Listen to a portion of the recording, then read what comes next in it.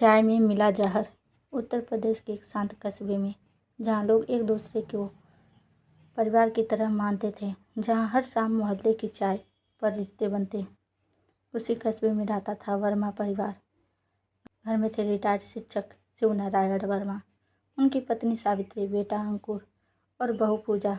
ऊपर से सब खुश दिखते थे, लेकिन अंदर रिश्तों में धीरे धीरे जहर घुल चुका था।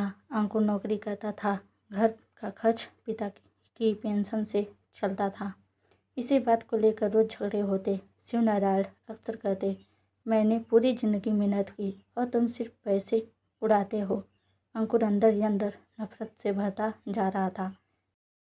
एक शाम पूरा परिवार बैठा था। सावित्री ने सबके लिए चाय बनाई, लेकिन जैसे ही शिव नारायण ने चाय पी, अचानक उनके हाथ कांपने लगे। कुछ ही सेकंड में वह जमीन पर गिर पड़े। सावित्री जोर जोर से रोने लगी।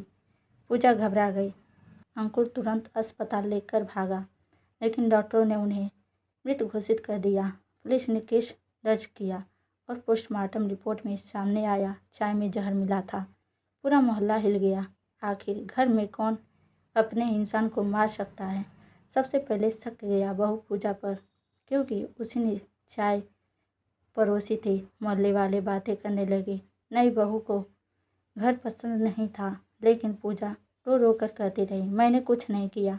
इंस्पेक्टर राघव सिंह को कुछ अजीब लगा। उन्होंने घर के सीसीटीवी चेक किए और फिर सच सामने आया। उस समय अंकुर रसोई में अकेला गया था और उसने चुपके से अपने पिता की चाय में जहर मिला दिया था।